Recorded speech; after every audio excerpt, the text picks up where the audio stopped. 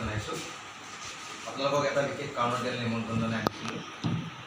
এটা স্পৰ্শকাতৰ বিষয় লৈ আজি আমি টাই আহোম ছাত্ৰ সন্থাই নিজৰ প্ৰতিক্ৰিয়া ৰাখিব বিচাৰিছোঁ। এতিয়া কথা হ'ল যে ONGC নামৰ যিটো এটা প্ৰতিষ্ঠান, সেই প্ৰতিষ্ঠানটোৱে কিছুমান থলুৱা বিৰোধী নীতি গ্ৰহণ কৰি আছে আৰু এই থলুৱা বিৰোধী নীতি গ্ৰহণ কৰি থকাৰ কাৰণে শিৱসাগৰকে ধৰি কেইবাখনো জিলাৰ নিবনুৱা সমস্যা ক্ৰমান্বয়ে বাঢ়িবলৈ ধৰিছে। যিটো ONGCয়ে ইয়াত খননৰ উৎপাদন কৰিছে, সেই ONGCয়ে আজি 10টা বছৰ ইয়াৰ ৰিক্ৰুইটমেণ্ট তেখেতলোকে খোলা নাই।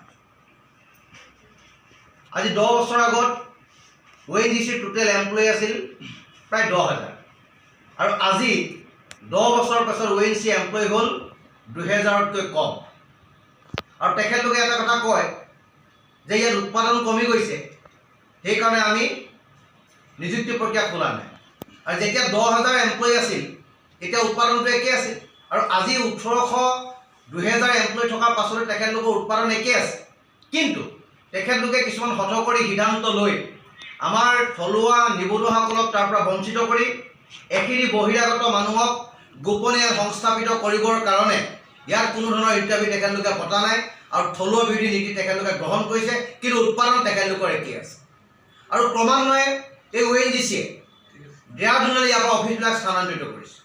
যি দেহৰাদুনত এটাও ৱেল নাই, এটাও তাত GGS নাই, এটাও তাৰ ৰিগ নাই, তেনেকুৱা জেগাত ইয়াৰ পৰা গৈ তেখেতলোকে অফিচবিলাক স্থাপন কৰিছে।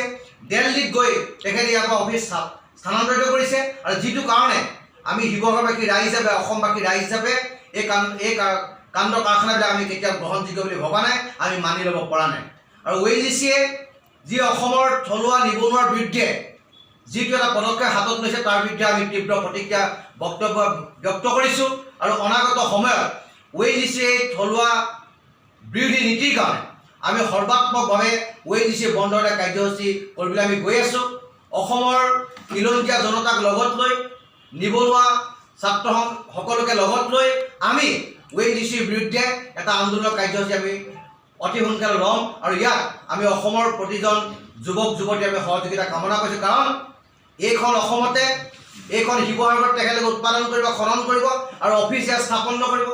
ইয়াত এটাও টেণ্ডাৰ আজিকালি ইয়াত নহয়। আজি লাখ লাখ টকাৰ টেণ্ডাৰ য'ত ইয়াত হৈছিল, কোটি টকাৰ টেণ্ডাৰ য'ত ইয়াত হৈছিল, সেই টেণ্ডাৰ চেলবিলাক তেখেতলোকে ইয়াৰ পৰা লৈ গৈছে। ইয়াত ফাইনেন্স ছেক্টৰটো ইয়াৰ পৰা তেখেতলোকে লৈ গৈছে, সকলো স্থানান্তৰিত কৰি দিছে। কেৱল মাত্ৰ ONGCৰ অফিচৰ নামত এটা জকা শিৱসাগৰত ৰাখিছে। গতিকে এই কামটো কেতিয়াও গ্ৰহণযোগ্য হোৱা নাই। গতিকে আমি টাই আহোম ছাত্ৰ সন্থাই ইয়াৰ বিৰুদ্ধে তীব্ৰ প্ৰতিক্ৰিয়া বক্তব্য কৰাৰ লগতে অনাগত সময়ত ইয়াৰ বিৰুদ্ধে এক জংগী আন্দোলন কৰাৰ আমি পোষকতা কৰিছোঁ। হ'ব।